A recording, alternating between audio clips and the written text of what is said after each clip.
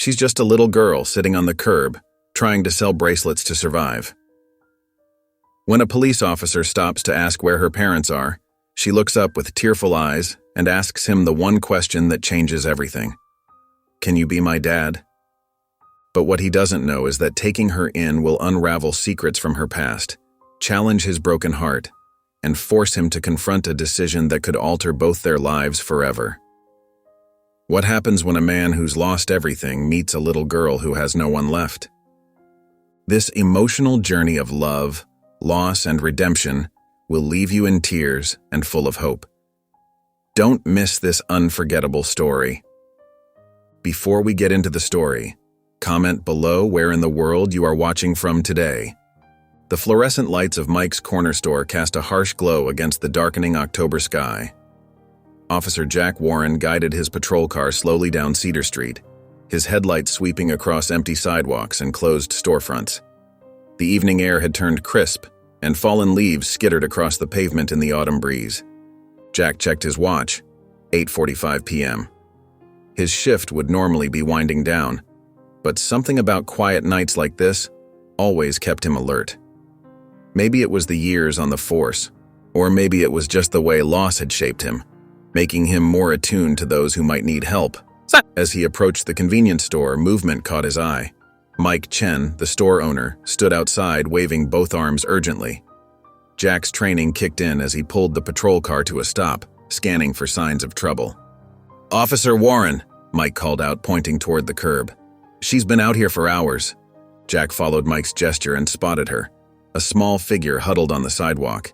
His chest tightened as he stepped out of the car, memories of another life, another time, threatening to surface. He pushed them back down, focusing on the present. The girl couldn't have been more than 10. She sat cross-legged on the cold concrete, carefully arranging colorful handmade bracelets on what looked like an old cardboard box. Her brown hair was tangled, and her oversized sweater hung off one shoulder. Despite the chill, she wore no jacket. "Evening," Jack said softly, crouching down to her level. He kept his movements slow and deliberate, not wanting to startle her. "I'm Officer Warren, but you can call me Jack. Mind if I ask what you're doing out here so late?" The girl's fingers nervously twisted one of the bracelets. "I'm Sophie," she mumbled, then lifted her chin with forced confidence. "I'm selling these. They're only $2 each." Her voice carried a slight tremor despite her attempt at a businesslike tone. "That's some nice craftsmanship," Jack commented, noting how each bracelet was carefully woven with different patterns. "But it's pretty late for a young entrepreneur to be out alone. Where are your parents?" Sophie's shoulders tensed. Her fingers stopped moving and she stared down at the bracelets. The silence stretched between them, broken only by the hum of the store's neon sign and distant traffic. "I don't have any," she finally whispered. Then, with a sudden burst of desperate courage, she looked directly into Jack's eyes. "Can you be my dad?" The question hit Jack like a physical blow. For a moment, he was back in that hospital corridor 3 years ago, the words, "I'm sorry, we did everything we could," echoing in his ears. Sarah's face flashed through his mind, her smile, her excitement about the baby, their shared dreams of parenthood shattered in a single night. He forced himself back to the present, keeping his expression gentle despite the storm of emotions inside. "Sophie, can you tell me more about your situation? Are you staying somewhere safe?" Her face closed off immediately. She began shoving bracelets into a worn backpack, her movements quick and agitated. "I shouldn't have said anything. I need to go." "Wait," Jack said, reaching out but stopping short of touching her. "Let me help." Sophie shook her head sharply, scrambling to her feet. "No, I'm fine. Really." Before Jack could respond, she darted away, disappearing into the shadows between buildings. Jack stood up slowly, watching the spot where she'd vanished. He reached for his radio, his voice steady despite the turmoil in his chest. "Dispatch, this is Officer Warren. I need to report a possible endangered minor." Her words echoed in his mind as he returned to his patrol car. "Can you be my dad?" The question followed him into the night, stirring something he thought he'd buried long ago. The next evening's patrol felt different for Jack. His usual route had taken on new meaning as his eyes scanned every shadow, every doorway, looking for a small figure with handmade bracelets. The memory of Sophie's question from the night before, "Can you be my dad?" hadn't left him, echoing in his thoughts throughout a restless day. As he approached Mike's corner store, his headlights caught a familiar silhouette on the curb. Sophie sat in almost the same spot, though tonight she wore an oversized denim jacket that practically swallowed her small frame. Her makeshift cardboard display held neat rows of colorful bracelets, but her slumped shoulders and the dark circles under her eyes told a different story. Jack parked his patrol car and, instead of his usual official approach, simply walked over and sat down on the curb beside her. The concrete was cold and uncomfortable, but he wanted to meet her on her level. "Hi, Sophie," he said softly. "Those bracelets look even prettier tonight." Sophie glanced at him sideways, wariness visible in her posture. But something in his casual demeanor seemed to put her slightly at ease. "Thanks," she mumbled, adjusting one of the bracelets on her display. "I made some new ones today." "How do you make them?" Jack asked, genuinely curious. Sophie's fingers traced one of the intricate patterns. "My mom taught me," she said quietly, her voice catching slightly. Before she died. I get the beads from the thrift store on Mason Street. Sometimes they have wire, too." Jack noticed how her hands trembled slightly as she spoke about her mother. "That must be special, having something she taught you." Sophie nodded, and for a moment her guard seemed to lower. "My grandma got sick last week," she continued, her words coming faster now. "They took her to the hospital. I heard the doctors talking about a home for her, and then they started talking about foster care for me." Her voice cracked. "I can't go. I can't leave Grandma alone. She's all I have left." Jack watched as she blinked back tears, pretending to rearrange her bracelets. His heart ached at her obvious distress. Reaching into his pocket, he pulled out his wallet. "I'd like to buy one," he said, selecting a blue and silver bracelet. "Which one's your favorite?" Sophie pointed to the one he'd chosen. "That one took the longest to make," she said, a hint of pride breaking through her sadness. As Jack handed her the money, he noticed her worn sneakers, the holes in her socks. "Sophie," he said gently, "where are you planning to sleep tonight?" Immediately, her walls went back up. She stiffened, shoving the money into her pocket. "I'll be fine," she muttered, starting to gather her things.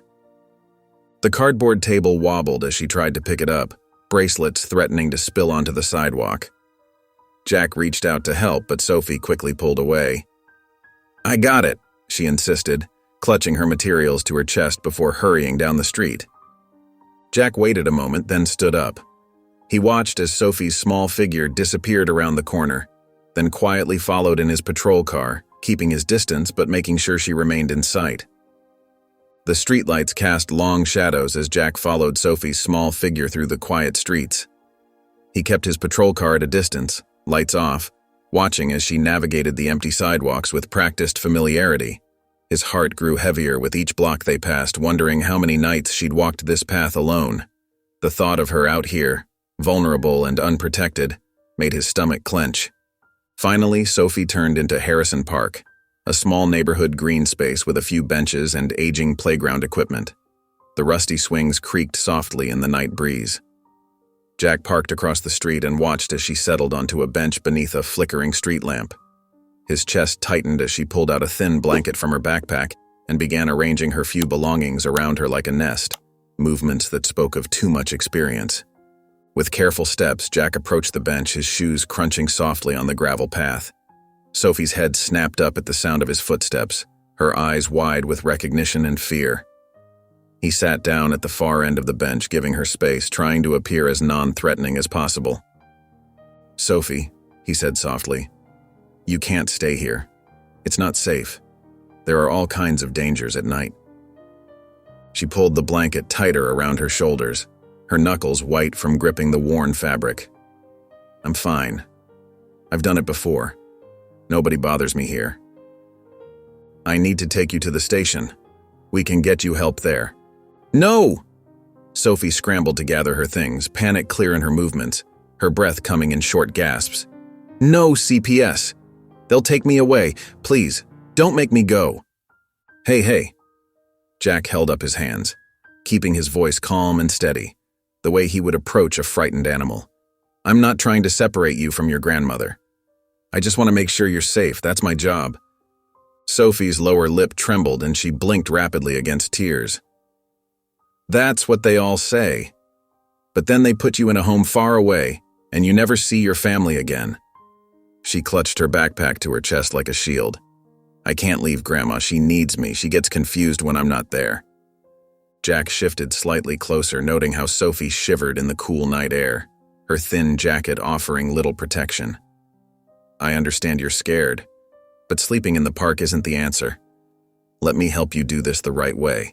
We can figure something out together. You don't understand, Sophie whispered, tears finally spilling down her cheeks. Grandma's all I have left. Everyone else is gone. I promise you, Jack said, meeting her gaze steadily, his voice thick with sincerity. I won't let anyone take you away from her, but we need to do this properly, through the right channels. Trust me on this. Sophie studied his face for a long moment, weighing his words against her fears. Her eyes searched his, looking for any sign of deception. Finally, she gave a tiny nod. You promise? Really promise? I promise with all my heart. At the station, Sophie stayed close to Jack's side as they waited for the social worker, her small hand occasionally brushing against his uniform, as if to make sure he was still there. When Ms. Peterson arrived, her crisp suit and clipboard made Sophie shrink back against Jack's arm, pressing herself against him like a shadow. Please, Sophie whispered, gripping his sleeve with trembling fingers. Don't leave me alone with her. I'm scared. Looking at her frightened face, seeing the trust she'd placed in him, Jack made a decision that would change both their lives. I'll foster her, he told Miss Peterson, his voice firm and certain. Temporarily until we sort this out. She needs stability right now. The morning sun cast warm rays through the car windows as Jack drove Sophie to his home. She sat quietly in the passenger seat, her small hands wrapped tightly around her bag of handmade bracelets, the colorful threads peeking through her fingers. Her eyes darted from house to house, trying to guess which one would be her temporary home, each passing building making her heart beat a little faster. Here we are, Jack said softly, pulling into the driveway of a modest two-story house with faded blue paint and white trim. Sophie peered through the windshield, taking in the neat front yard and the wooden swing hanging from a large oak tree. Pink and purple petunias lined the walkway, adding cheerful splashes of color to the otherwise simple landscaping. Inside, Jack led Sophie through each room. Kitchen's here. Help yourself to anything in the fridge, he said, opening cabinets to show her where things were, the gentle clink of dishes echoing in the quiet space. Living room's through there and upstairs. He paused at the top of the stairs, gesturing to a door on the right. This will be your room. His voice carried a mix of nervousness and hope. Sophie stepped into the guest room, her sneakers silent on the carpet.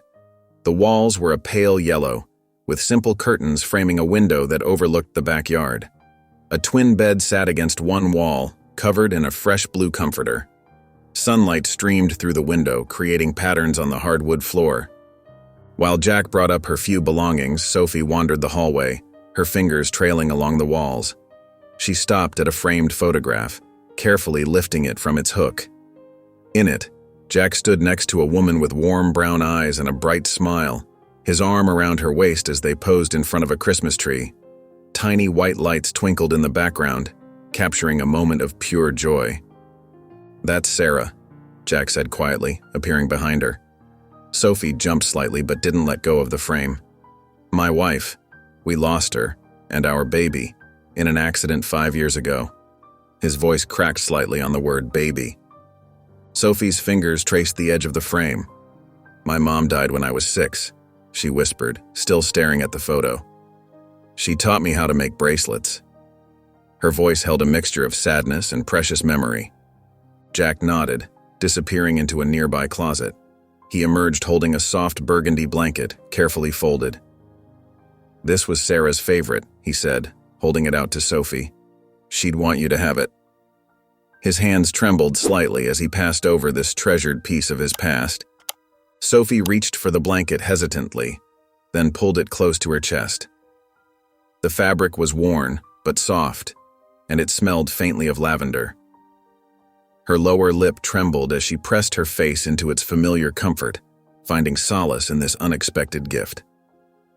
Later that evening, Jack stood in his kitchen stirring a pot of mac and cheese while listening to the quiet sounds of Sophie settling into her new room upstairs.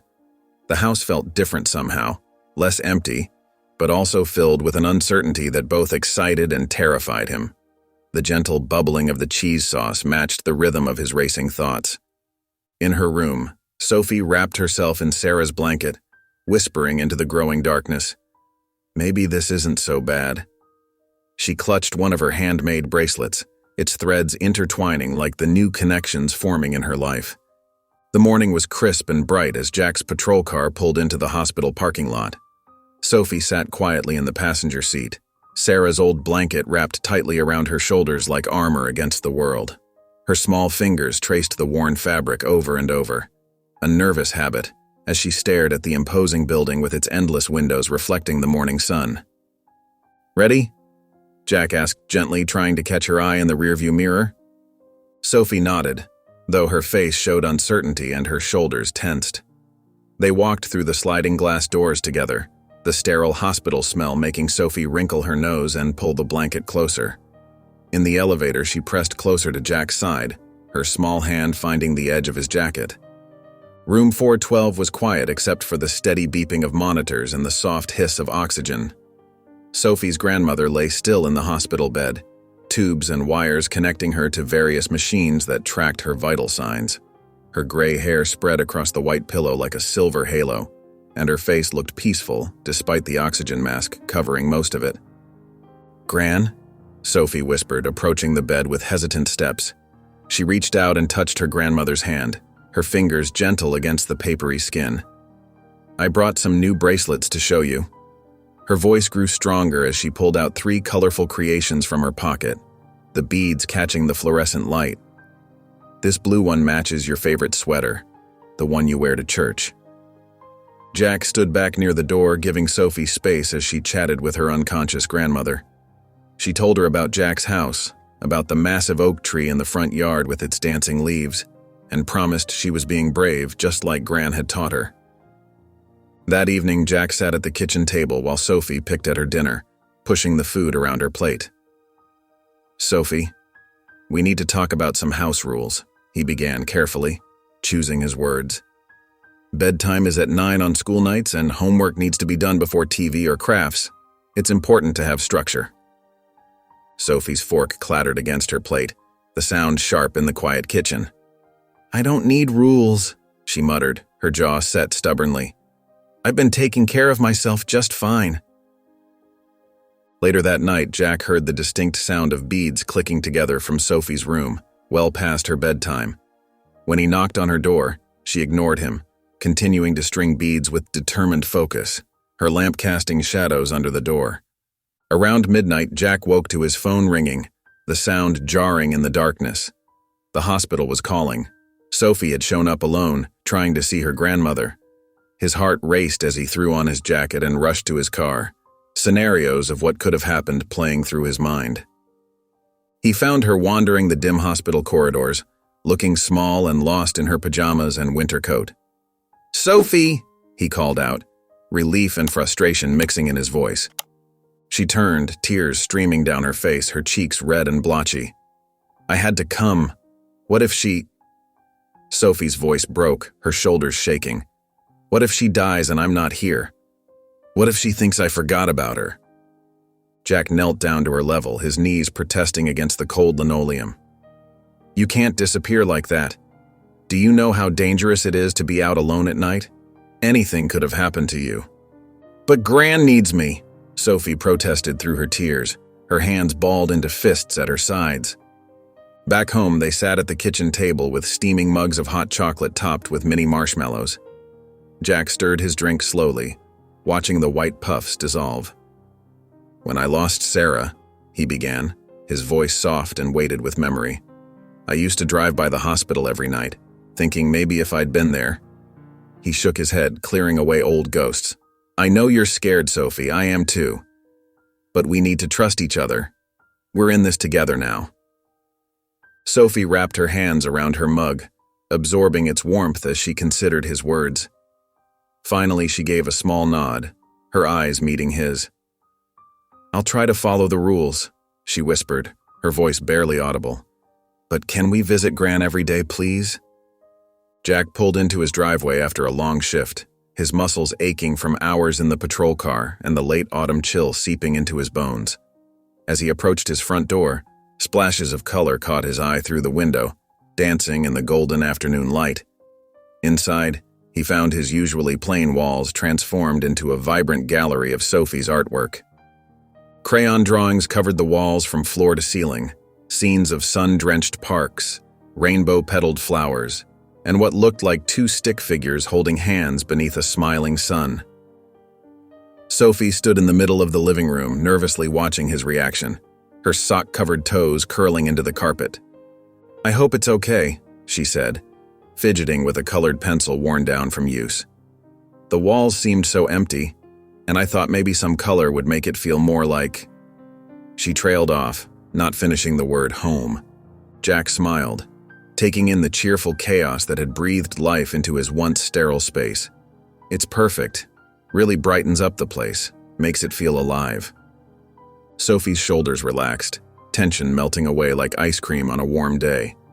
She hesitated for a moment, scuffing her foot against the carpet, then asked, Would you like to learn how to make bracelets, like the ones I sell at the park? The question caught Jack off guard, warming something long dormant in his chest. He glanced at his watch. Paperwork could wait. I'd love to, he said, surprising himself with how much he meant it. Sophie's face lit up like Christmas morning as she rushed to get her supplies, her footsteps pattering down the hallway. She returned with a well-worn shoebox full of beads, wire, and clasps, setting everything up on the coffee table with practiced care, arranging each item just so. First, you pick your colors, she instructed, suddenly confident in her role as teacher, sitting up straighter. Jack selected some blue and green beads, his large fingers fumbling as he tried to thread them onto the delicate wire, feeling clumsy but determined. No, Sophie giggled as another bead slipped from his grasp and rolled under the couch with a soft ping. Like this.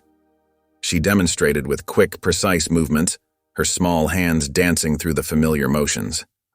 The sound of her laughter filled the room, genuine and unguarded, echoing off the artwork-covered walls. It was the first time he'd heard it since she arrived, and it made his heart feel lighter than it had in years. As they worked, Sophie's voice grew softer, more thoughtful. My mom taught me how to make these. She said creating beautiful things helps heal sad hearts. She paused, rolling a bead between her fingers, lost in memories. She was really good at it. She could make the prettiest patterns. Jack nodded, understanding the weight of the memory she was sharing, recognizing the delicate trust being offered. He watched as Sophie expertly wove together a new bracelet, her small hands moving with purpose, each bead carefully chosen and placed. This one's for you, she announced, holding up the finished piece with pride in her eyes. Blue for loyalty, because you keep your promises, and green for strength, because you're brave like a superhero, even when you're scared of little beads. Jack held out his wrist, touched by the thought she'd put into the colors and her gentle teasing. Sophie carefully fastened the bracelet, beaming when he promised to wear it every day, rain or shine. Thanks, Jack, she whispered, her voice carrying more meaning than just gratitude for learning bracelet making. In those two simple words, he heard everything she couldn't yet say. Jack's patrol car pulled up to Riverside Elementary School, joining the line of parents dropping off their children.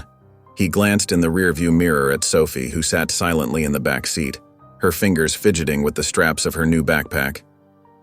You'll do great, Jack said, trying to sound confident. Just be yourself. Sophie nodded but didn't speak. Her eyes were fixed on the groups of kids streaming through the front doors, their laughter and chatter drifting through the car windows. At lunchtime, the cafeteria buzzed with activity. Sophie sat alone at the end of a long table, picking at her sandwich. Her eyes darted between groups of kids who seemed to know exactly where they belonged.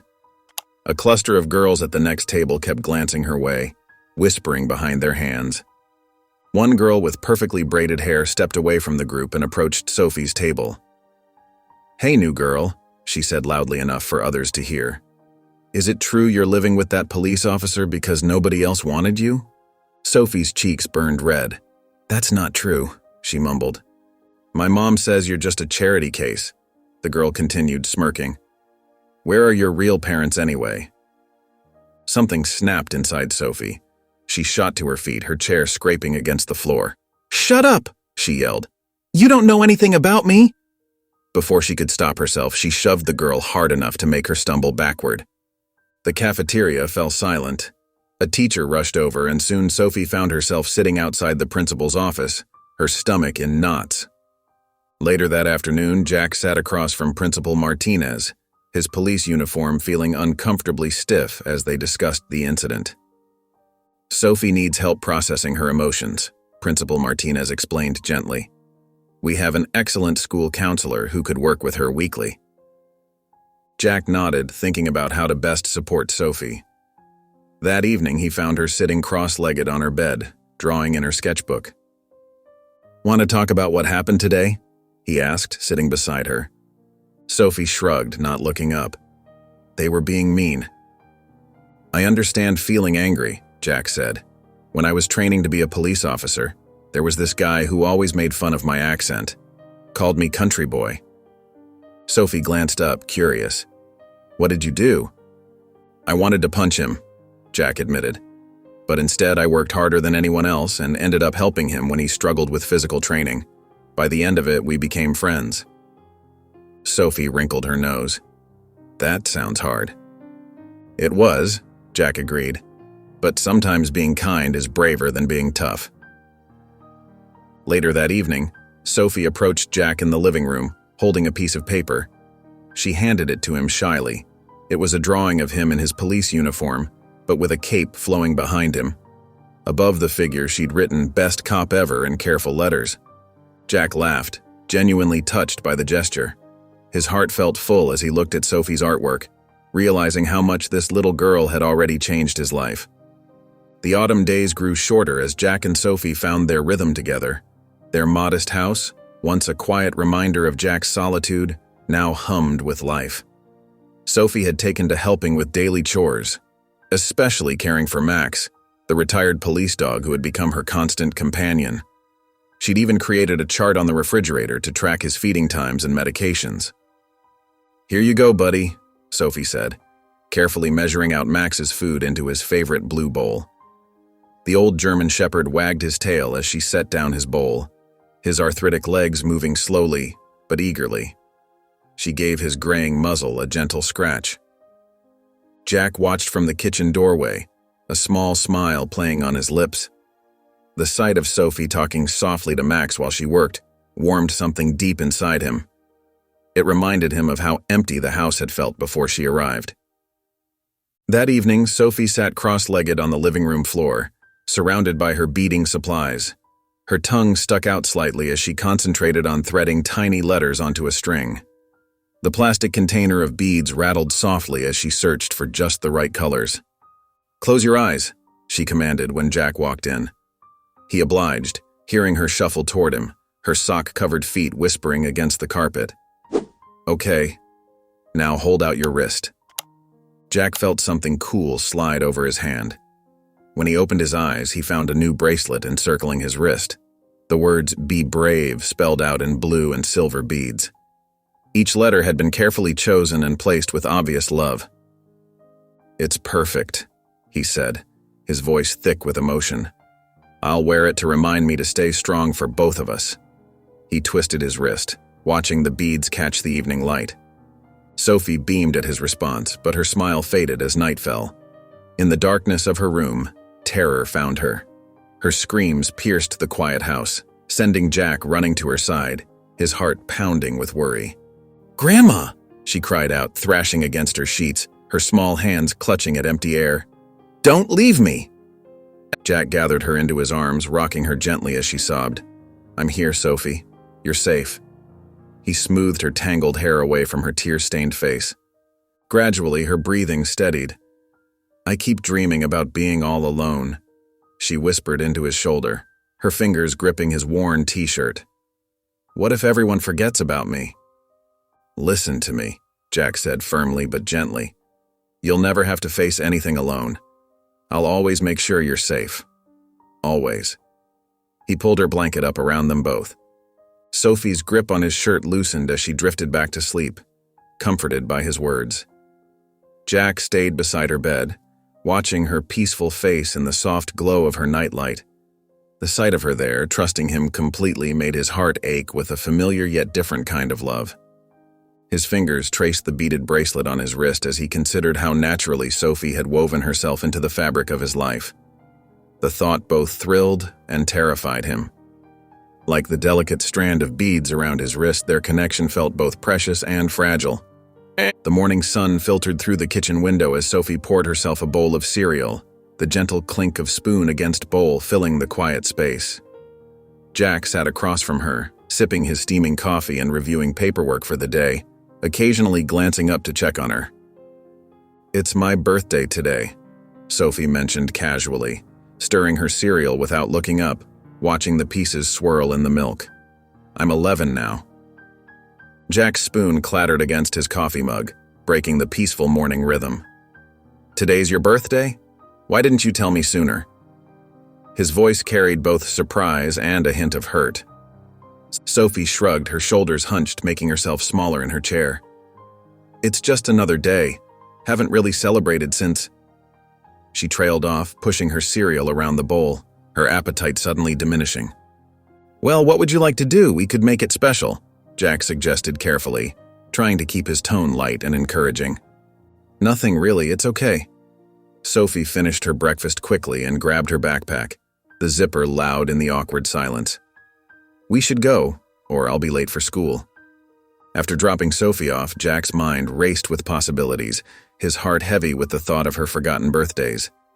During his lunch break, he drove to the local supermarket, picking out a chocolate cake with vanilla frosting, a classic choice that he hoped would appeal to her. In the craft aisle, he found a deluxe charm bracelet-making kit and some new art supplies, colored pencils, markers, and a sketchbook with a beautiful cover. That evening, when Sophie pushed open the front door, she stopped dead in her tracks. The kitchen had been transformed with colorful streamers hanging from the ceiling and balloons bobbing gently in corners, casting dancing shadows in the warm light. On the counter sat a cake adorned with 11 glowing candles, their flames flickering invitingly. Jack stood awkwardly beside it, still in his police uniform, his badge catching the light. "Happy birthday, Sophie." Sophie's hands trembled at her sides, her backpack sliding off her shoulder to thump on the floor. Her eyes darted between the decorations, the cake, and the wrapped presents on the table, each carefully arranged with bright bows. Her lower lip quivered as she tried to process the scene before her. I don't," she stuttered, taking a small step backward, overwhelmed by the unexpected celebration. "It's okay," Jack said softly, remaining still to avoid startling her. "There's no pressure. I just wanted to do something nice for your birthday." Sophie's eyes welled with tears glistening in the candlelight. "No one's done this for me in years," she whispered, her voice barely audible. "Not since Mom." Jack knelt down to her level, his uniform crinkling slightly. "You deserve to have your birthday celebrated, Sophie. You deserve to feel special." His voice carried all the warmth and sincerity he felt in his heart. Sophie stood frozen for another moment before suddenly launching herself forward, throwing her arms around Jack's neck. "Thank you," she whispered into his shoulder, her voice thick with emotion, her small frame shaking slightly with suppressed sobs. They spent the evening sharing cake and trying out Sophie's new art supplies, the kitchen filled with quiet conversation and occasional laughter. Sophie's face lit up as she explored the charm bracelet kit, immediately starting to design patterns with the colorful beads, her fingers working with careful precision. Jack watched her create, noting how her initial shock had melted into genuine joy, her smile growing wider with each passing moment. The sight of her happiness made his heart ache, knowing how many birthdays had passed without celebration, but feeling grateful he could give her this one perfect evening. The morning light streamed through the kitchen windows as Jack's phone buzzed, casting warm patterns on the freshly wiped countertop. His heart sank when he saw it was Mrs. Dillard from Child Protective Services requesting an immediate home visit. He'd been dreading this moment. "Sophie," he called out gently, finding her arranging her colored pencils at the dining table. "We're going to have a visitor today. Someone from CPS wants to check how you're doing." Sophie's face fell and she instinctively moved closer to Jack, abandoning her art supplies. "Do they want to take me away?" Her voice trembled slightly. "No, sweetheart, it's just routine." Jack squeezed her shoulder reassuringly, though uncertainty gnawed at him. He wished he felt as confident as he tried to sound. When Mrs. Dillard arrived, Sophie pressed herself against Jack's side, her small fingers gripping his uniform so tightly her knuckles went white. The caseworker's heels clicked against the hardwood floors as she toured the house, making notes on her clipboard with quick, efficient strokes. "The house is very well maintained, Officer Warren," Mrs. Dillard commented, adjusting her wire-rimmed glasses. She paused by the living room wall, studying Sophie's artwork. Bright drawings of flowers, dogs, and what appeared to be their little family. "Did you make these, Sophie?" Sophie nodded silently, half hiding behind Jack. Mrs. Dillard's eyes caught the gleam of the bracelet on Jack's wrist, the carefully woven threads showing signs of daily wear. "And this too?" "Yes," Sophie whispered. "Jack wears it every day." A hint of pride crept into her voice. The caseworker's expression softened slightly. "Sophie, would you mind if we talked alone for a few minutes?" In the kitchen, Sophie sat across from Mrs. Dillard, her feet barely touching the floor, swinging nervously. "Do you feel safe here with Officer Warren?" Sophie played with the hem of her shirt, twisting it between her fingers. "Jack makes me feel safe," she said quietly. "He doesn't yell or get mad. He helps me with homework and makes sure I eat good food." Her voice grew stronger, more determined. "He even remembered my birthday when nobody else did. He got me a cake with purple flowers." After Sophie left the room, Mrs. Dillard turned to Jack with a serious expression, her clipboard balanced on her knee. "Officer Warren, I need to remind you that this is a temporary arrangement. We'll need to discuss permanent placement options soon. Have you given any thought to long-term plans?" Jack's throat tightened, but he managed a nod. "I understand." The words felt heavy in his mouth. Later that evening, Jack stood at the back door, watching Sophie play fetch with Max in the yard. Her laughter carried across the grass as the retired police dog bounded after tennis balls, his tail wagging with pure joy. The setting sun caught her hair, making it glow golden, and her face was bright with happiness. So different from the scared girl he'd met outside the convenience store all those weeks ago. "She belongs here," Jack whispered to himself, the words carrying the weight of truth. In his heart, he knew he'd fight to make sure she stayed. The evening settled softly around Jack's house as he walked into the dining room, still in his police uniform from his shift. Sophie sat hunched over the table, her pencil moving quickly across a notebook page. Her tongue stuck out slightly in concentration, reminding Jack of how Sarah used to look when she was focused on something. "What are you working on there?" Jack asked, pulling out a chair beside her. Sophie jumped slightly, quickly covering her notebook with her arm. "Oh, nothing really." Jack smiled gently. "Doesn't look like nothing. You seemed pretty focused." Sophie bit her lip, then slowly moved her arm away. "Promise you won't laugh?" "Cross my heart," Jack said, making an X over his chest. Sophie turned the notebook toward him.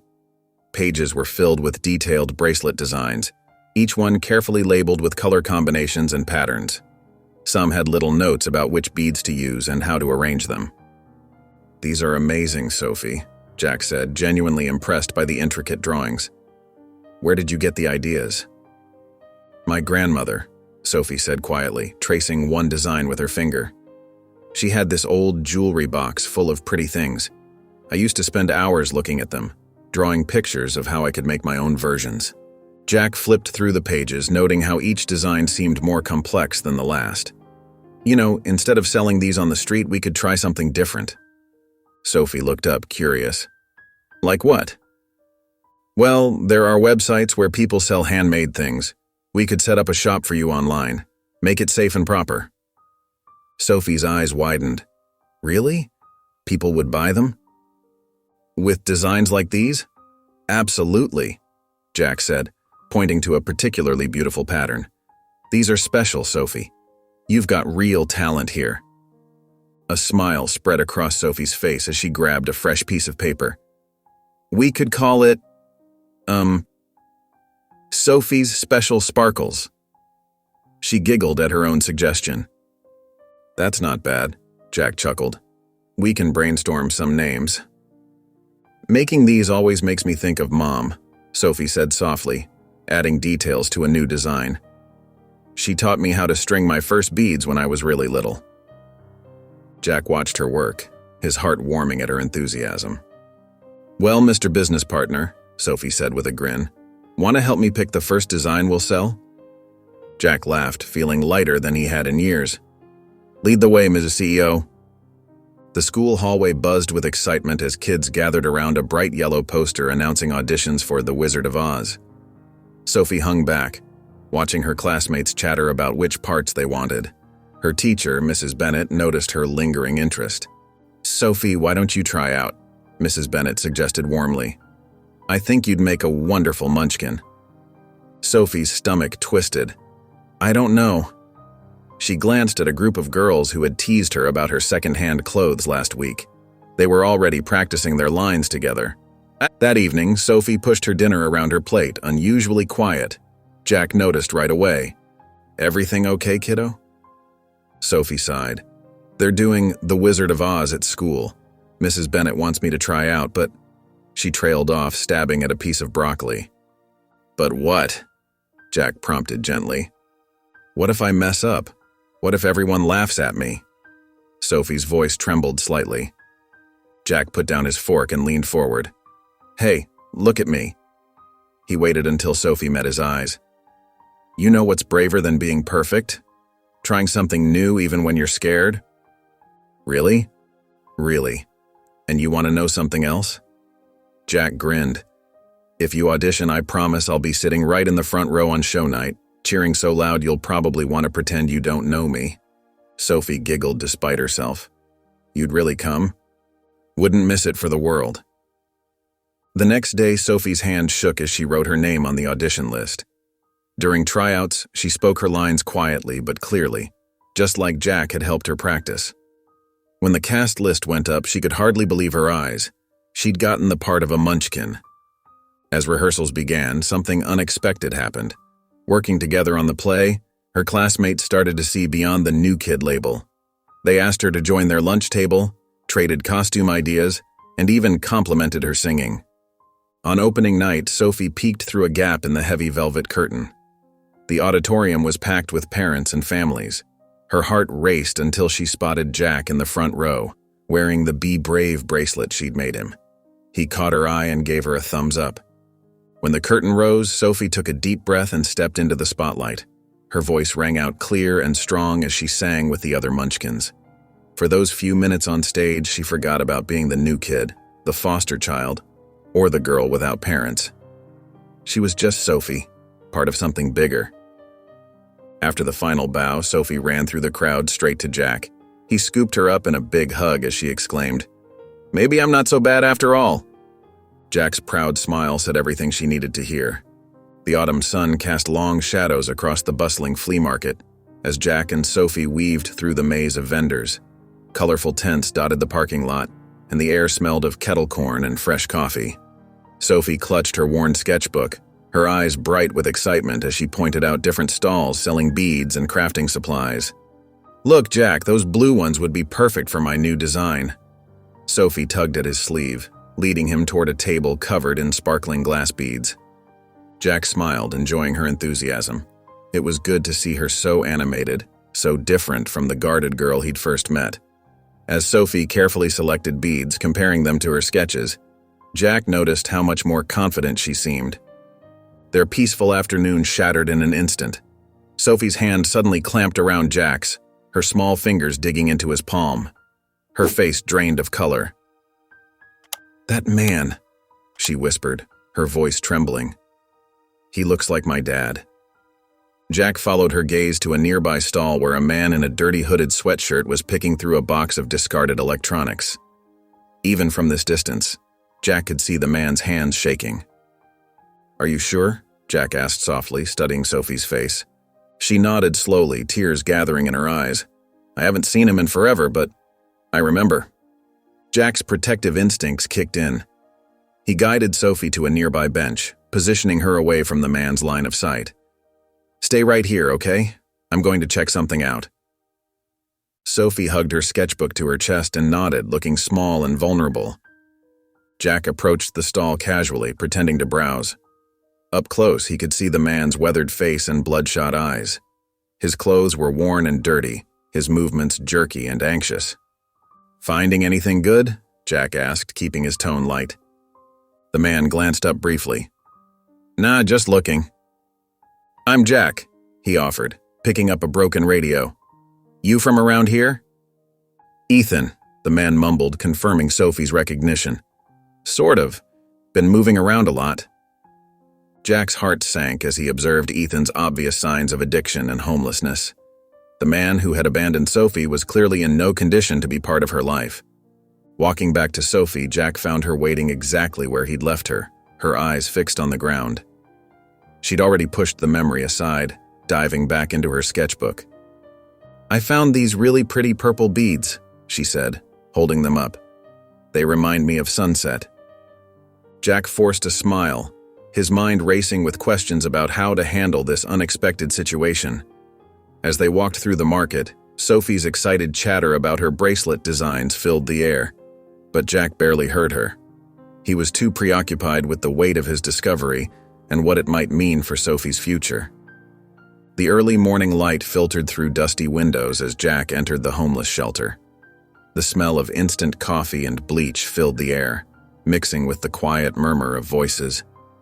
He found Ethan sitting alone at a corner table, hands wrapped around a styrofoam cup. "Mind if I join you?" Jack asked, keeping his voice gentle but firm. Ethan looked up, his weathered face tightening with suspicion. "You're that cop from yesterday." His fingers fidgeted with the cup's rim, betraying his nervousness. "I'm here about Sophie," Jack said quietly. The name hit Ethan like a physical blow. His shoulders slumped and his eyes grew distant. How is she?" "She's safe now. She's with me." Jack watched as relief and shame battled across Ethan's face. "What happened?" Ethan's voice cracked as he spoke. "After Marie, her mother, died. I couldn't handle it. Sophie looked so much like her." He pressed his palms against his eyes. "Every time I looked at my little girl, I saw Marie. The pain was too much. I started drinking, then the drugs." He trailed off, his hands trembling. "She needed you," Jack said, keeping the judgment from his voice despite the anger building in his chest. "I know." Ethan's whisper was barely audible. "I know I failed her. I'm still failing her." He reached into his worn jacket pocket and pulled out a small silver locket. "This was Marie's. I've carried it all these years, couldn't bring myself to sell it." Jack watched as Ethan placed the locket on the table between them. It was tarnished but beautiful, with a delicate flower pattern etched on its surface. "Please," Ethan said, pushing the locket toward Jack. "Give it to Sophie. Tell her I love her, even if I don't deserve to." "Are you sure you don't want to tell her yourself?" Ethan shook his head, his eyes filling with tears. "I'm not ready, I'm not clean, I'm not worthy of her." Jack picked up the locket, its weight feeling much heavier than its small size would suggest. He looked at Ethan, seeing both the broken man before him and the father Sophie had lost. Standing up, he slipped the locket into his pocket, its presence like a stone against his heart. Jack paced in the kitchen, phone pressed to his ear. "I don't know, Mike, the guy's clearly struggling, but Sophie deserves to know." A small gasp from the hallway made him turn. Sophie stood there in her pajamas, her face pale and eyes wide. The phone slipped from Jack's hand. "You found my dad?" Her voice quivered. "You really found him?" Jack's heart sank. He hadn't wanted her to find out this way. "Sophie, honey, don't lie to me." She rushed into the kitchen, hands balled into fists. "I heard you. You found him, didn't you?" Jack knelt down to her level, seeing the storm of emotions in her eyes. "Yes, I did. I saw him yesterday at the flea market, and I visited him today." "Why didn't you tell me?" Tears spilled down her cheeks. "He's my dad. I have a right to know." Jack took a deep breath. "You're right. I was trying to protect you. Your father. He's not doing well, Sophie. He's staying at a homeless shelter, and he's been struggling with drugs for a long time." Sophie wrapped her arms around herself, looking smaller than ever. "I don't care. I need to see him. I need to ask him why he left me." Her voice cracked. "Didn't he love me enough to stay?" "Oh, sweetheart." Jack's chest tightened. "It's complicated. Are you sure you want to see him? It might be different than you remember." "I have to know." Sophie lifted her chin, showing that stubborn determination Jack had come to admire. "Please, Jack, I need to do this." Jack nodded slowly. "Okay. If you're sure, I'll arrange it." Sophie's brave facade cracked slightly. She looked up at him, vulnerability clear in her eyes. "Will you be there with me?" Jack placed a gentle hand on her shoulder, squeezing softly. "I wouldn't let you face this alone." Sophie leaned into his touch, her small frame trembling slightly. "Promise?" "I promise," Jack said firmly, pulling her into a protective hug.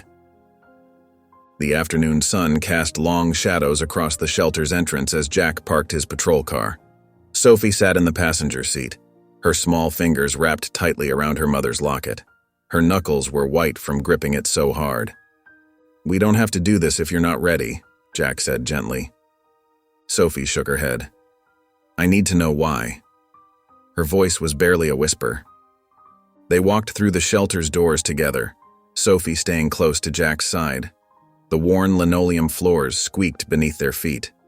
A tired-looking volunteer led them to a small meeting room with plastic chairs and faded motivational posters on the walls.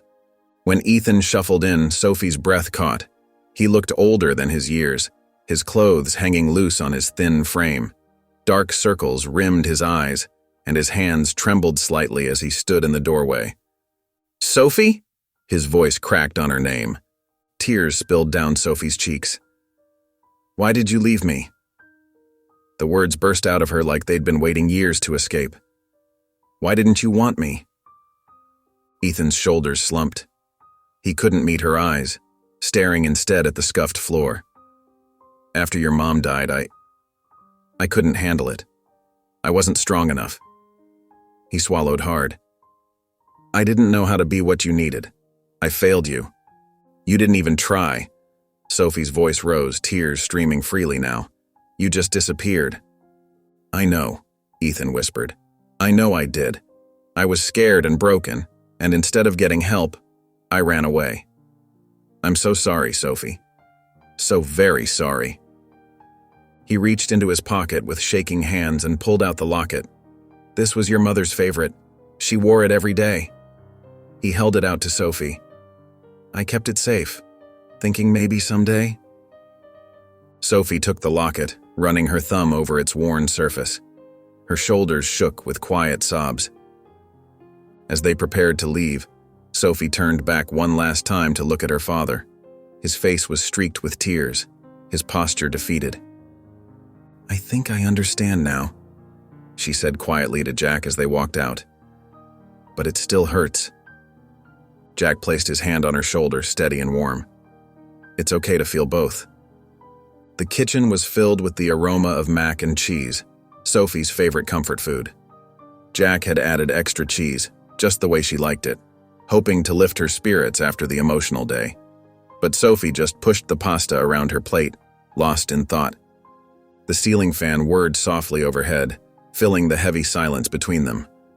Jack watched her carefully, wanting to help but unsure how to begin. Finally, Sophie put down her fork. "I'm glad I saw him," she said, her voice barely audible. "But—" She trailed off, blinking back tears. "But it still hurts?" Jack finished gently.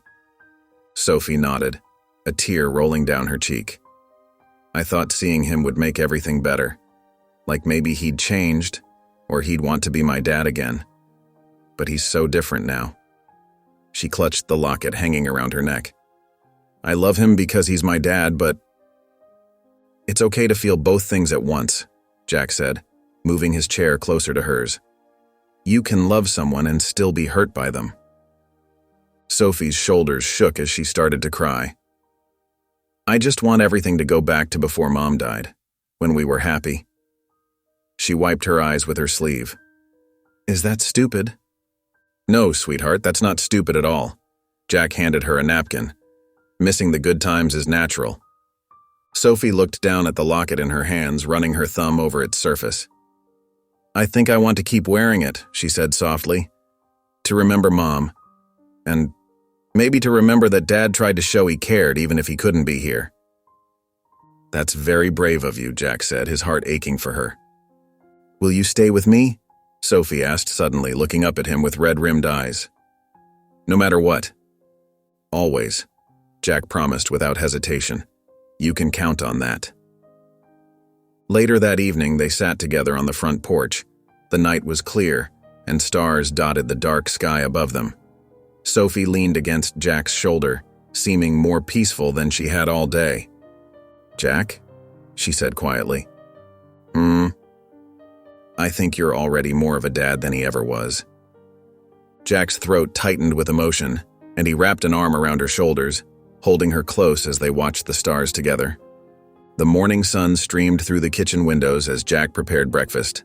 Sophie sat at the table, absently stirring her cereal while sketching new bracelet designs in her notebook. When Jack's phone rang, he noticed the hospital's number and stepped into the hallway to answer. His heart sank as he listened to the nurse's gentle words. Sophie's grandmother had passed away peacefully in her sleep. Jack thanked the nurse, his hand trembling as he ended the call. He took a deep breath, steadying himself for what he had to do. Back in the kitchen, Sophie looked up expectantly. "Who was that?" Jack pulled his chair closer to hers. "Sophie, honey. That was the hospital." He paused, his voice soft. "Your grandmother passed away last night. She went very peacefully in her sleep." Sophie's face drained of color. Her spoon clattered against the bowl as her hand flew to the locket around her neck. For a moment, she sat completely still, as if frozen in time. Then, without a word, she bolted from the table and ran to her room. The sound of her door slamming echoed through the house. Jack gave her some time alone before checking on her. When he opened her door, he found Sophie sitting cross-legged on the floor, surrounded by a cardboard box of her grandmother's belongings. Tears streamed down her face as she held one of her grandmother's old scarves. "I'm all alone now," Sophie whispered, her voice breaking. "Everyone's gone. My mom, my dad, and now Grandma." She clutched the scarf tighter. "I don't have any family left." Jack knelt beside her on the floor. "Sophie, family isn't just about blood relations. Family is about the people who love you and stand by you no matter what." He gently placed his hand on her shoulder. "And I promise you, you're not alone. I'm here and I always will be." Sophie's face crumpled as fresh tears fell. She leaned into Jack's embrace, sobbing into his shirt. He held her close, letting her cry until she had no tears left. Later that morning, they drove to the hospital together. Sophie clutched a newly made bracelet in her hands, purple and silver, her grandmother's favorite colors. In the quiet hospital room, Sophie approached the bed where her grandmother lay. She took her grandmother's cool hand in hers.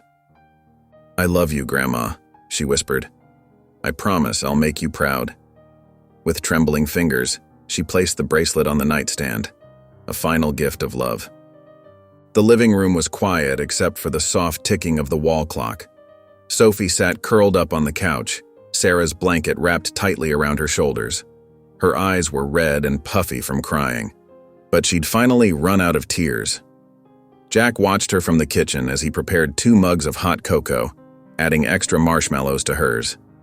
"Here you go," he said softly, settling beside her on the couch. Sophie took the mug with both hands, letting its warmth seep into her fingers. Jack cleared his throat. "You know, I get scared sometimes, too." Sophie looked up at him, curious. "I worry that I'm not good enough to take care of you," he admitted, his voice catching slightly. "When I lost Sarah, my wife, and our baby, I felt like I'd failed them both. I was supposed to protect them, but I couldn't." Sophie lowered her mug, listening intently as Jack continued. "Sometimes I wonder if I deserve to be happy again, to have another chance at being a father." He stared into his cocoa, avoiding her gaze. "I'm terrified of letting you down too."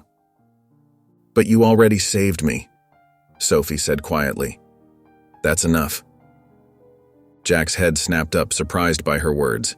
She met his gaze steadily, her expression sincere. "When you found me at that store, nobody else even noticed me. But you did." Sophie pulled the blanket tighter. "And you didn't just walk away." They sat in comfortable silence for a moment, both sipping their cocoa. Then Sophie spoke again, her voice soft but steady. "My mom used to make hot cocoa for me too," she said, "with tiny marshmallows just like this." Jack smiled. "Sarah loved hot cocoa on cold nights. She'd wrap herself in this very blanket and tell me stories about her childhood."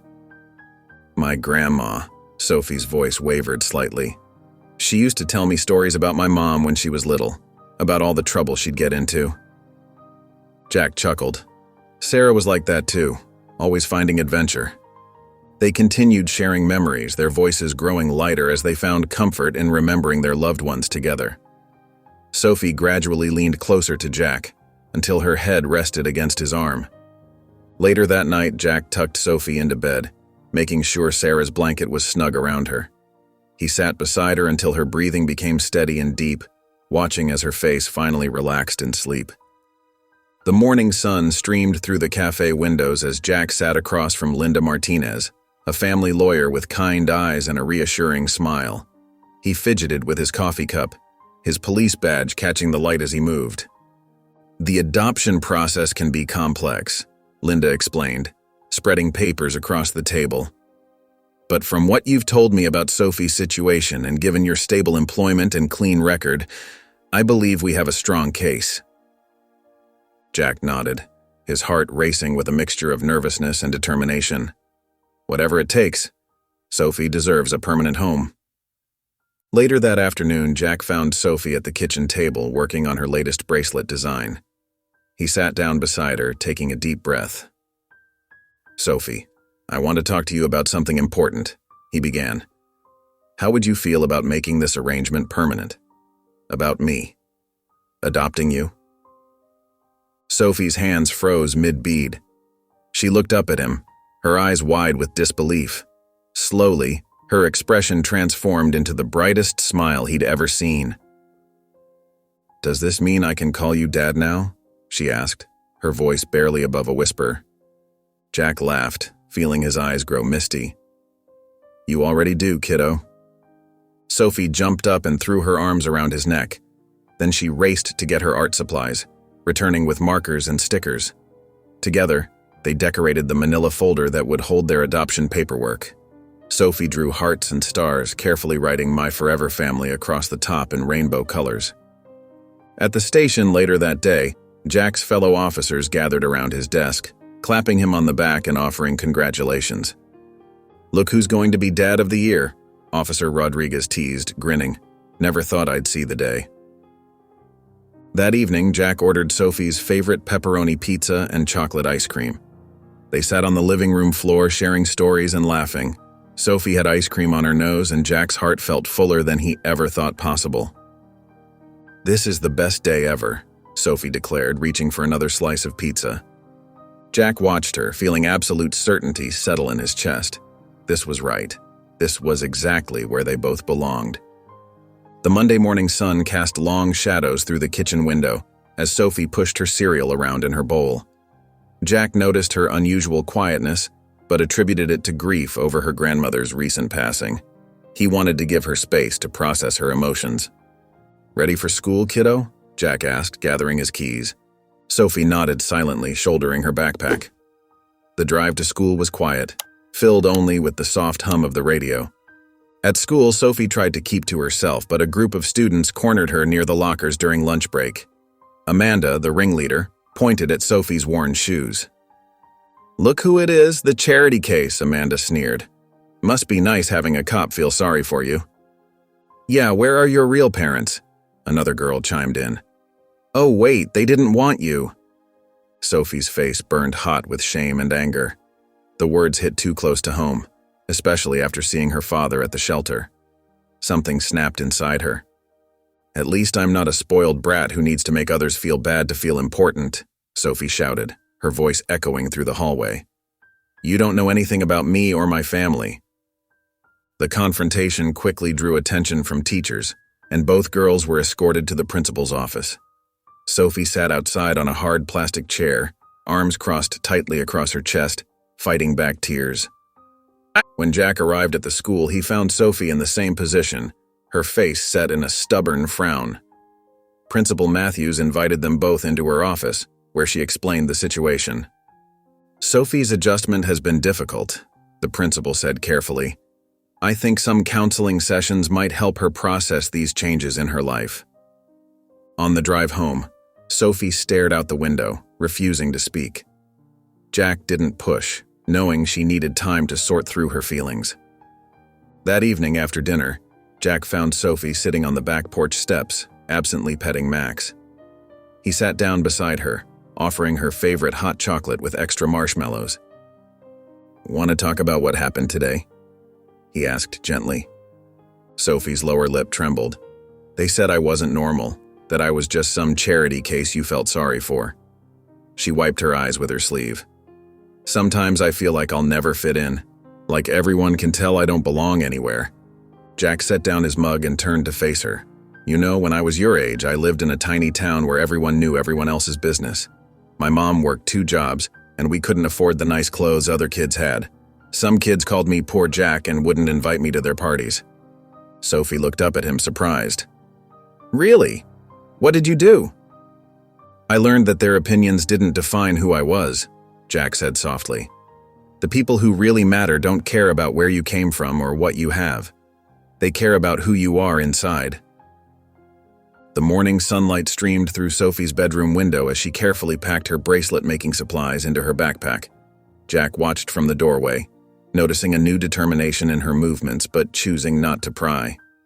At school, Sophie sat at her usual lunch table, methodically arranging her beads and wire. Amanda and her friends approached, their faces twisted in familiar smirks. "Still making your little friendship bracelets?" Amanda taunted. "How pathetic." Sophie took a deep breath, remembering Jack's words about standing up for herself with kindness. She looked up, meeting Amanda's gaze steadily. "Actually, I'm proud of these bracelets," Sophie said, her voice clear and strong. She held up a recently finished piece, its colors shimmering in the cafeteria light. "These are made by someone who's not afraid to keep going no matter what." The bullies stood frozen, clearly unprepared for Sophie's calm response. Their usual ammunition seemed to bounce right off her newfound confidence. Mrs. Reynolds, the art teacher, had been watching the exchange from nearby. She approached Sophie's table, genuinely interested in the intricate bracelet design spread across the surface. "Sophie, these are beautiful," Mrs. Reynolds said, examining the detailed patterns. "Would you consider displaying some of your work at next week's art showcase?" Sophie's eyes widened with surprise. "Really? You think they're good enough?" "Absolutely," Mrs. Reynolds smiled warmly. "Your work shows real talent and creativity." That evening, Sophie burst through the front door, eager to share her news with Jack. She found him in the kitchen preparing dinner. "Dad!" she exclaimed, then caught herself blushing at the slip. "I mean, Jack, guess what happened today?" Jack's heart warmed at hearing her call him Dad, even if she quickly corrected herself. He listened as Sophie recounted her encounter with the bullies and Mrs. Reynolds' offer. "That's my girl," Jack said proudly, pulling her into a quick hug. "You're stronger than you realize, you know that?" Sophie wrapped her arms around Jack's waist, pressing her face against his shirt. "Thanks for teaching me to be brave," she whispered. Jack felt a swell of pride, amazed at how far Sophie had come from the frightened girl he'd found selling bracelets on the street corner. Sophie sat at the kitchen table, staring at the plain white envelope in her hands. The return address was from a rehabilitation center across town. Jack watched from nearby, noting how her fingers trembled as they traced the edges of the envelope. "Do you want me to stay while you read it?" Jack asked softly. Sophie nodded, her voice barely a whisper. "Please." She carefully opened the envelope and unfolded the letter inside. The handwriting was neat but showed signs of uncertainty, with occasional crossed-out words and corrections. "Dear Sophie," she read aloud, her voice growing stronger with each word. "I hope this letter finds you well. I wanted you to know that I've started treatment at New Horizons Rehabilitation Center. It's not easy, but I'm trying to get better." Sophie paused, taking a shaky breath before continuing. "I know I've hurt you in ways that might never heal completely, but I want you to know that I love you, even though I haven't shown it well. Officer Warren, Jack, is giving you the kind of life I couldn't provide, and I'm grateful for that." Tears welled in Sophie's eyes as she read the final paragraph. "I don't want to disrupt the stability you found. Maybe someday, when I'm stronger and you're ready, we can talk again. But for now, I just want you to know that I'm proud of you and I'm working on becoming someone worthy of being your father. Love, Dad." Sophie folded the letter carefully and sat in silence for several minutes. Jack remained nearby, giving her space to process her feelings. "I'm glad he's trying to get better," Sophie finally said, her voice quiet but steady. "But I don't think I'm ready to see him again, not yet." She looked up at Jack, her eyes filled with a mixture of sadness and certainty. "Is that okay?" "Of course it's okay," Jack assured her, moving closer to place a comforting hand on her shoulder. "You can take all the time you need." Sophie nodded, clutching the letter. "I think I'll keep it in my room. Maybe read it again when I'm ready." She stood up and hugged Jack tightly. "I think he's trying his best. But I already have a dad who's here." Jack felt his throat tighten with emotion as he hugged her back, overwhelmed by her words. "I'll always be here for you, Sophie. Always." They sat together in comfortable silence, the letter resting on the table between them, a testament to how far they'd come and the strength of the bond they'd built. The school gymnasium buzzed with excitement as parents and students filtered in for the art showcase. Colorful displays lined the walls, but Sophie's table near the center of the room stood out with its neat arrangement of handmade bracelets. Each piece sparkled under the fluorescent lights, carefully positioned on black velvet cloth. Sophie's hands shook slightly as she adjusted a bracelet for the 10th time. She wore her best outfit, a blue dress that Jack had bought her last weekend, with her mother's locket hanging around her neck. Her hair was neatly braided, though a few strands had escaped during her nervous preparations. "Special delivery for the artist," Jack's warm voice called out. Sophie turned to see him holding a bouquet of yellow daisies, her favorite flowers. His police uniform was freshly pressed, and both his Be Brave and Best Dad bracelets were visible on his wrist. "You came early," Sophie exclaimed, running to hug him. "Wouldn't miss it for the world, kiddo." Jack handed her the flowers and helped her find a vase to display them beside her bracelets. As the showcase began, people drifted from display to display. Several stopped at Sophie's table, picking up bracelets and asking about her techniques. A mother with kind eyes selected 3 bracelets, becoming Sophie's first customer of the evening. "These would be perfect for my daughters," the woman said, carefully counting out the money. "Such beautiful workmanship." Sophie's confidence grew with each compliment and sale. Her teacher, Mrs. Henderson, approached the microphone set up at the front of the gym. "I'd like to highlight one of our most dedicated young artists," she announced. "Sophie has shown incredible creativity and determination in her craft. Sophie, would you like to say a few words?" Sophie glanced at Jack, who gave her an encouraging nod. She walked to the microphone, her steps steady despite her racing heart. "Thank you, Mrs. Henderson," Sophie began. her voice clear and strong. "I learned to make bracelets from my mom before she passed away, but I wouldn't be here today if it wasn't for my dad, Jack. He believed in me when I didn't believe in myself." Jack blinked rapidly, trying to hide the tears welling in his eyes as Sophie continued speaking about her journey and her art. By the end of the evening, Sophie's display was nearly empty. She counted her earnings with growing excitement, already planning which supplies to buy next. As they packed up the remaining bracelets, Sophie pulled out a small box she'd hidden under the table. "This is for you," she told Jack, opening it to reveal a carefully crafted bracelet with blue and silver beads. "It's my thank you for believing in me." Jack slipped it on next to his others, his throat tight with emotion. "This," he said, touching the bracelet gently, "is worth more to me than anything else I own." Jack's footsteps echoed through the station's hallway as he rushed in, his uniform slightly wrinkled from the morning's hustle. He'd spent an extra 30 minutes helping Sophie photograph her bracelets and set up payment information for her new online shop. His chest swelled with pride remembering her excited face, but his stomach tightened when he saw Sergeant Mills standing in the doorway of his office. "Warren," Mills called out, his expression stern.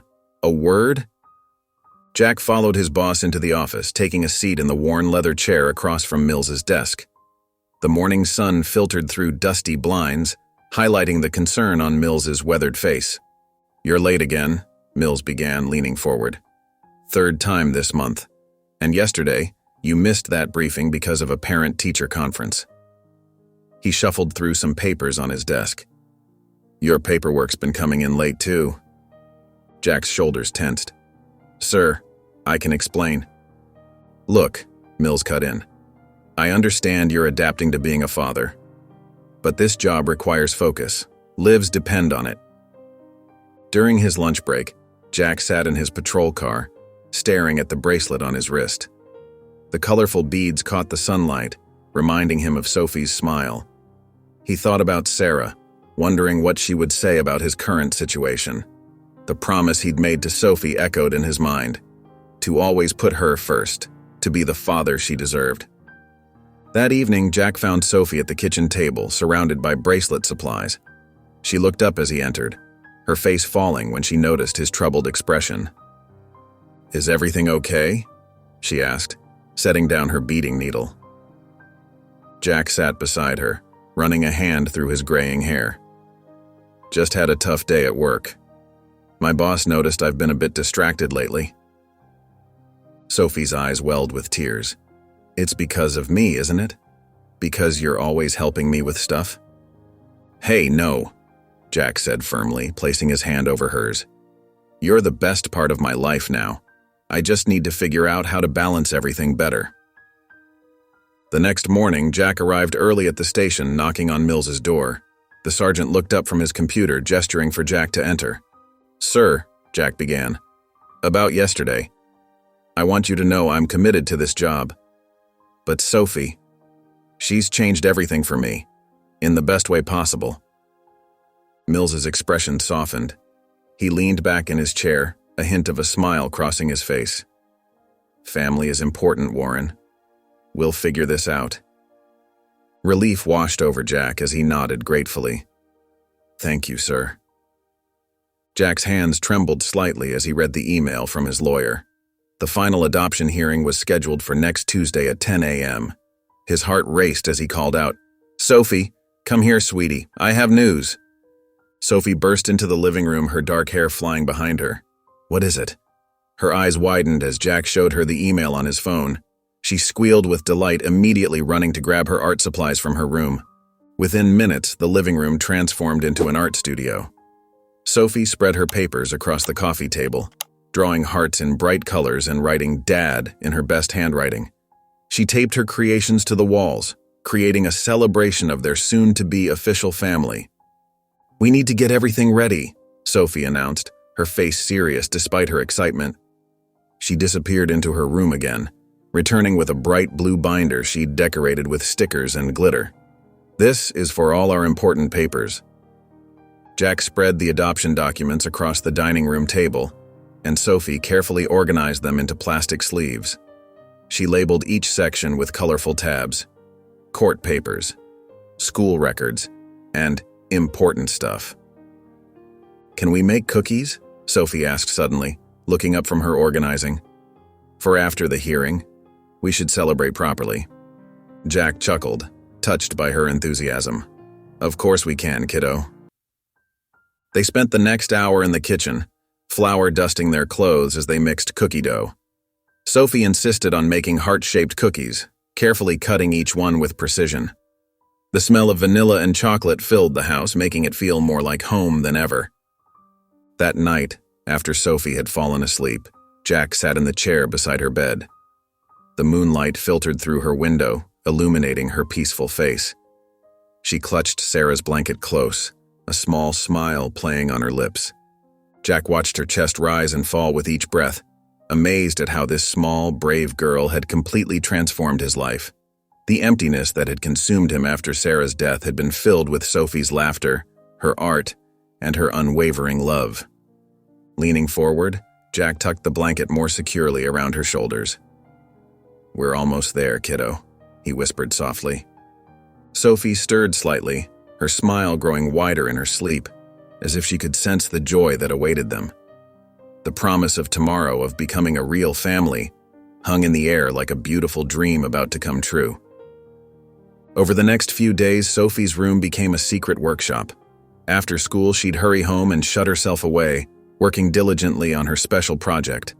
Her art teacher, Ms. Reynolds, had helped her select the perfect beads and materials during lunch breaks.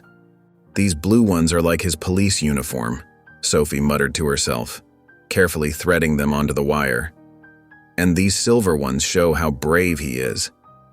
She added tiny charm beads that Officer Miller from the station had helped her find, a miniature police badge, a heart, and a small house representing their home. In the evening hours, Sophie sat cross-legged on her bed, surrounded by scattered beads and craft supplies. Her tongue stuck out slightly as she concentrated on weaving the intricate pattern. This wasn't just another bracelet. It needed to be perfect. Between working on the bracelet, Sophie drafted her letter on notebook paper. She crumpled several attempts, frustrated that the words didn't capture everything in her heart. Finally, she began writing. "Dear Jack, Dad, thank you for finding me that night and not giving up on me. You taught me what it means to have a real family." Sophie worked on the letter during art class, where Ms. Reynolds offered gentle suggestions. "Remember, sweetie, sometimes the simplest words say the most." At the station, Officers Miller and Rodriguez kept their promise to stay quiet about Sophie's project. They'd seen the design she'd drawn and helped her track down the special charms she wanted. "Jack's gonna love it," Officer Rodriguez assured her with a wink. Jack noticed Sophie's secretive behavior but chose not to investigate. He'd catch glimpses of her quickly hiding papers when he walked by her room, and she'd give him mysterious smiles at dinner. It warmed his heart to see her so engaged and happy. Late that night, Sophie held up the finished bracelet, examining it in the soft glow of her bedside lamp. The beads caught the light, creating tiny sparkles. She'd woven in all the colors that reminded her of their journey together: blue for trust, silver for strength, and gold for the future they'd share. Carefully placing the bracelet and letter in a small box decorated with her drawings, Sophie whispered, "I hope he knows how much he means to me." The police station buzzed with excitement as officers and community members gathered for the surprise celebration. Colorful balloons bobbed against the ceiling, and handmade banners decorated the usually stark walls. Jack stood stunned in the doorway, his eyes wide as he took in the transformed space. "What's all this?" he asked, his voice thick with emotion. Sophie bounced on her toes beside him, barely containing her excitement. She'd known about the surprise for days. Keeping the secret had been torture. "It's for us, Dad," she exclaimed, tugging him forward by the hand. Sergeant Mills stepped up to the makeshift podium, clearing his throat. "We're here today to celebrate something special. Officer Warren and Sophie have shown us what family really means." The crowd applauded, and Mills gestured for Sophie to come forward. She hesitated, suddenly nervous as all eyes turned to her. Jack gave her shoulder a gentle squeeze, and she found the courage to walk to the front. Standing before the microphone, Sophie fidgeted with the hem of her shirt. Then she took a deep breath and began speaking. Before I met Dad, she smiled shyly. I was really scared and alone. I thought nobody wanted me. Her voice grew stronger as she continued. But he found me that night and he didn't give up on me. He taught me that family isn't just about who you're born to, it's about who chooses to love you. Several people wiped tears from their eyes as Sophie spoke. Even the toughest officers seemed moved by her words. Now I have a real home and a dad who comes to my school plays and helps me with homework and wears all the bracelets I make him. She gestured to Jack's wrist, where several colorful bracelets hung. He's my hero. After Sophie's speech, local business owners and community members stepped forward one by one, pledging support for Sophie's bracelet-making project. Mrs. Henderson from the craft store promised to donate supplies, while Mr. Peterson from the community center offered space for workshops. Mills took the microphone again. His usual gruff demeanor softened. Jack Warren isn't just an exceptional officer, he said. He's shown us what it means to go above and beyond the call of duty. He's reminded us that sometimes the bravest thing we can do is open our hearts. As the celebration wound down, Jack and Sophie slipped outside for a moment of quiet. The evening air was cool, and stars were just beginning to appear in the darkening sky. Sophie wrapped her arms around Jack's waist, pressing her face against his chest. "You're my hero, Dad," she whispered. Jack held her close, a tear sliding down his cheek as he marveled at how this small, brave girl had changed his life completely. The morning sun streamed through the courthouse windows, casting warm patches of light across the marble floors. Sophie twirled in her yellow dress, the fabric swishing around her knees as she waited with Jack in the hallway. Her dark hair was neatly braided, decorated with small yellow ribbons that matched her outfit perfectly. Jack tugged at his tie for the 100th time that morning, his hands trembling slightly. "Is it straight?" he asked Sophie, who giggled and reached up to adjust it herself. "Perfect," she declared, patting his suit lapel with authority. The courthouse doors opened, and familiar faces began filtering in. Sergeant Mills arrived first, dressed in his formal uniform, followed by several officers from the station. Sophie's art teacher, Ms. Peterson, hurried up the steps clutching a bouquet of bright sunflowers. "Those are my favorite," Sophie exclaimed, hugging her teacher tightly. "I know, sweetheart," Ms. Peterson replied, handing her the flowers. "I thought they matched your dress perfectly." The group made their way into the courtroom, their footsteps echoing in the solemn space. Sophie's hand found Jack's, squeezing it tightly as they sat down at the front. When the judge entered, everyone rose. She smiled warmly at Sophie before taking her seat and reviewing the adoption papers. "Officer Warren," the judge began, "would you like to make a statement about why you're seeking to adopt Sophie?" Jack stood, his voice steady despite his nerves. "Your Honor, Sophie came into my life unexpectedly, but she filled a void I didn't even know existed. She's shown me what it means to be brave, to keep going even when things are tough. Her resilience amazes me every day." He paused, looking at Sophie. "She's not just someone I want to take care of. She's already my daughter in every way that matters." Tears rolled down Sophie's cheeks as she listened, and even Sergeant Mills discreetly wiped his eyes. The judge turned to Sophie. "And do you, Sophie, agree to this adoption? Do you want Officer Warren to be your father?" Sophie jumped to her feet. "Yes!" she exclaimed without hesitation. "More than anything!" The judge smiled, signing the final papers with a flourish. "Then by the power vested in me, I hereby declare this adoption final. Sophie, you are officially Sophie Warren." Sophie launched herself into Jack's arms, laughing and crying at the same time. Jack held her tight, his own tears falling freely now. Outside the courthouse, Jack knelt down to Sophie's level, his eyes shining with joy. "Welcome home, kiddo," he said softly.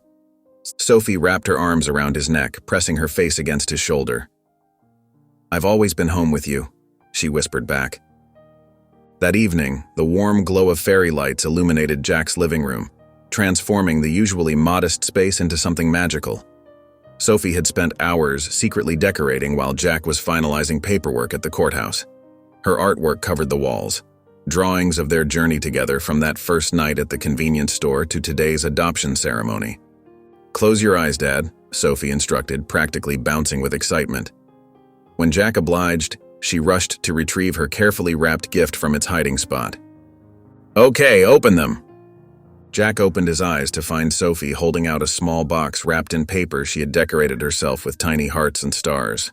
His hands trembled slightly as he unwrapped it, revealing a handmade bracelet more intricate than any she'd made before. "Look at all the special parts," Sophie explained eagerly, pointing to each charm. "See? There's a star because you found me that night under the streetlights. And this heart? That's for our family love. Oh, and look, I made a tiny police badge because you protect people, especially me." Jack traced the carefully woven beads spelling out "Best Dad Ever" with his finger, his vision blurring with tears. "There's a letter, too," Sophie added softly, pulling out an envelope covered in her distinctive artwork. Jack unfolded the paper inside, his heart swelling as he read Sophie's careful handwriting.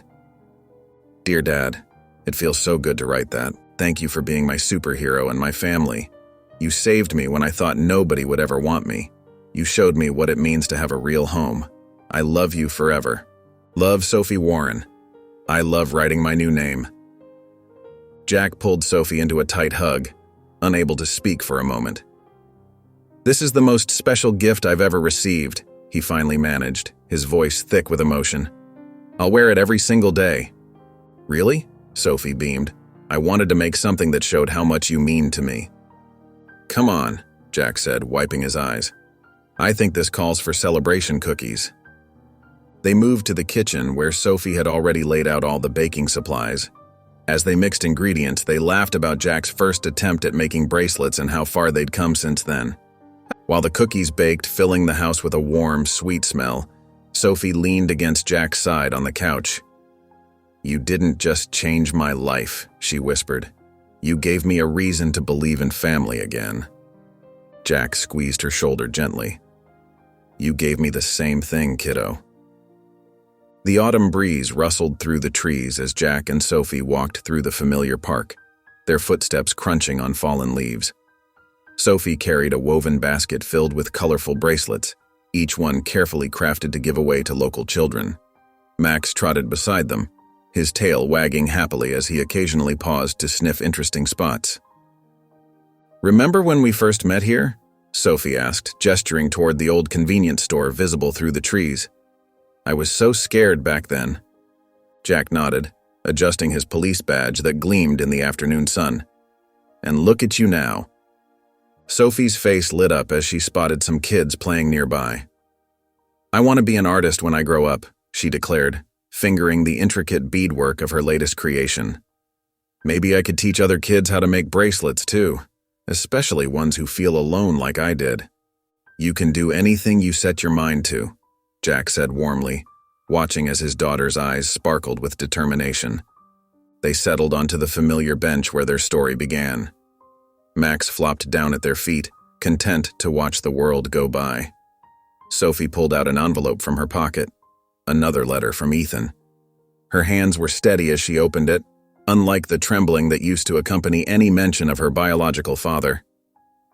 "He's doing really well at the community center," Sophie said softly, scanning the pages. "Listen to this part, Dad. I want to thank Jack for being the father you deserved all along. Seeing how much you've grown and flourished makes me prouder than I can say." Jack watched Sophie's face carefully, but saw only peace there, no trace of the old pain and confusion that used to shadow her features when thinking about Ethan. "This is our spot now," Sophie declared, tucking the letter away and leaning against Jack's shoulder. The afternoon sun painted everything in warm golden light, including the bracelet on Jack's wrist that he never took off. "I knew you'd make a great dad," Sophie said, smiling up at him. And Jack wrapped an arm around her shoulders, his heart full. "I'm lucky you gave me the chance." If you enjoyed the story of Jack, I handpicked this next story that you will enjoy. Please don't miss this one. Click here to watch it.